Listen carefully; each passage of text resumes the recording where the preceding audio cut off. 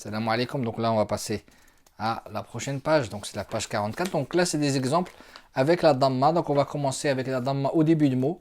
Donc on va dire ou, si, ra, bou, si, ta, tu, ri, ka. Quand vous avez un mot qui est écrit d'une manière bizarre, par exemple, le mime là, vous voyez le mime comment il est bizarre?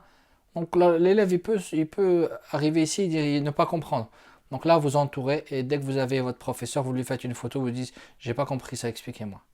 Voilà. Khudi'a, durisa, ruhima, zuri'a, shuriha, duriba, tuliba, uqida, su'ila. La hamza, elle est spéciale, c'est un peu un joker. Il peut se mettre comme il veut sur les lettres. Il peut se mettre sur un alif, il peut se mettre sur un waw. Comme là, vous voyez, il est sur un alif.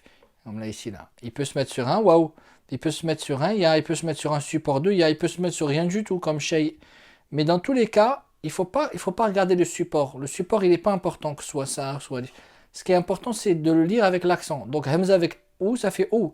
Hamza avec i, ça fait i, c'est tout. C'est aussi simple que ça. Dholima, ici, dholima, uqida. Donc, la page d'après, c'est la même chose. Rouliba, kubita, lo'ina, furija. Donc, pareil, ce que je vous ai dit tout à l'heure. Si il y a des erreurs dans les lettres, tout de suite, on s'arrête et on revient. Soit à la page 5 des lettres, soit l'exercice 16-21. Donc, tout à l'heure, je vous ai dit, le hamza, elle peut être sur le wa, vous avez vu? Donc là, est-ce qu'on va dire ra-ou-fa? Non, on va dire ra-ou-fa. On va lire là, hamza, on va pas lire le waw. Ici, quand vous avez des petites bizarreries, on appelle ça des petites bizarreries entre nous avec les élèves.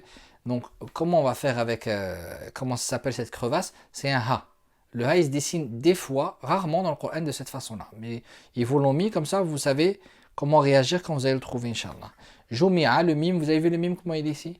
Jumi'a. Juriha. Voilà, ici. Donc, maintenant, si vous avez bien compris le système et que la damma, vous l'avez compris, vous allez maintenant vous concentrer sur les petites bizarreries pour essayer de comprendre c'est quoi les petites bizarreries. Mais en réalité, c'est pas eux qui sont bizarres, c'est nous qui n'avons pas assez de connaissances. Donc, ensuite, vous avancez jusqu'à tomber sur la page 51. La page 51, c'est une des pages les plus importantes aussi parce que ça résume tout ce que vous avez fait depuis le début. Donc, les 50 pages, ils sont réunis dans cette page-là. Allahu khalaqahu wa rahimahu farazaqahu wa hafizahu wa adhina lahu fa'abadahu wa qabila amalahu wa rafa'ahu wa satara khata'ahu wa ghafarahu fahudiya wa su'ida wa ruhima. Dhahaba hasanu li'amalihi وأخذ معه ولده وقف حسن يعظ ولده. Donc là vous êtes donc dans une interface où vous pouvez mettre pause, donc la vitesse elle n'est pas problématique, c'est à dire que si ça va trop vite pour vous, mettez pause, vous faites attention aux secondes et vous remettez en arrière. فحضر ولدك ووقف معه معك قلمك وورقك. Vous avez toujours entre vos mains le critérium. Dès qu'il y a une lettre qui vous dérange, vous l'entourez, vous continuez et ensuite vous faites un point. Si c'est trop lent, alors vous travaillez sur les 50 pages. Vous refaites un tour sur les 50 pages. Si c'est maîtrisé à 200%, vous continuez.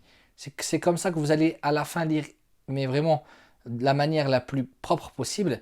C'est en faisant en sorte d'avoir à chaque fois une belle base. Et la belle base, ça passe par maîtriser la page 51.